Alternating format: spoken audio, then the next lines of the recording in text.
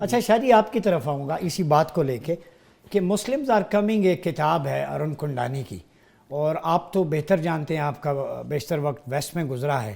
Who rules the world Noam Chomsky نے بھی لکھی، the empire of Islamophobia. Different West میں جو آکسیڈینٹل ہیں وہ لکھتے ہیں، اورینٹلسٹ ہیں وہ لکھتے ہیں اسلاموفوبیا کے بارے میں. مسلمانوں کی طرف سے ایک کوئی امپیکٹفل آواز لٹریچر میں، in the field of literature writing سامنے نہیں آ رہی.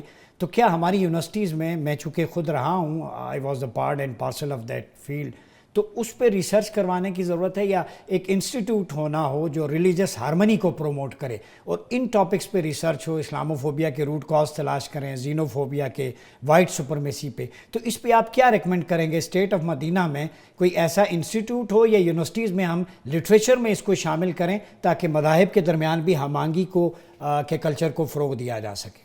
دیکھیے اس میں بہت ساری چیزیں ہو سکتی ہیں. اوبیسلی اکیڈیمک لیول کے اوپر بہت ساری چیزوں کے اوپر آپ لکھ سکتے ہیں، لٹریچر میں چیزوں کو لے کے آ سکتے ہیں، لیکن جو ایک چھوٹی سی پریکٹیکل مثال ہوتی ہے نا، وہ بہت دور تک ٹریول کرتی ہے.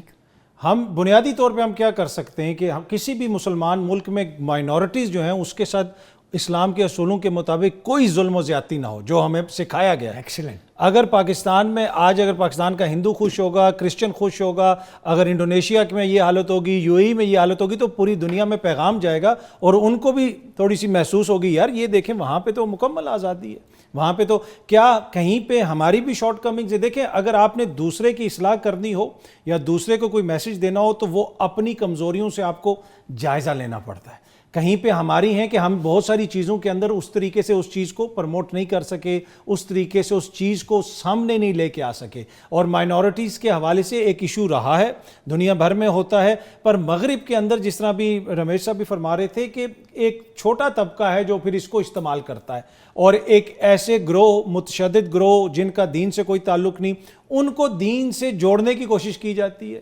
ان کے گروہوں کے نام ایسے ہوتے ہیں.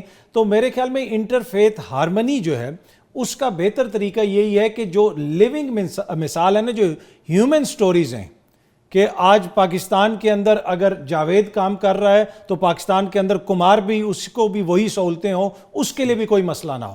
تو وہ جو ہے نا وہ ایک لانگ وے ٹریول کرے گا. میں ایک چھوٹی سی آپ کو مثال دے دیتا ہوں کہ ہم یہ میں بات کر رہا ہوں 2004 کی. برطانیہ میں ایک جگہ پہ ہم نماز پڑھنے گئے مسجد میں، تو وہ پتہ چلا کہ وہ جو جگہ تھی وہ پہلے چرچ تھا، پر جب وہاں پہ 20th سینچری کے شروع میں وہاں پہ جب بہت سارے لوگ یورپ سے آئے، جوئش لوگ، یہودی لوگ آئے، تو چرچ نے کہا کہ یہاں سے کرسچن بڑے شفٹ ہو گئے، تو ہم یہ جو عمارت ان کو دے دیتے ہیں، آپ سینیگوگ بنا لیں. وہ رابطہ ان کا رہا، انہوں نے سینیگوگ بنا دیا. جب وہاں سے وہ لوگ نکلے تو بعد میں وہ عمارت وہاں پہ آگے مسلمان آگے، انہوں نے ان کو دے دی کہ اب آپ یہ بنا لیں. تو ایک شہر کے اندر آپ کو ایک عمارت ایسی ملتی ہے کہ جو پہلے چرچ تھی، بعد میں سینیگوگ بنا، آگے چل کے وہ مسجد بنی ہے.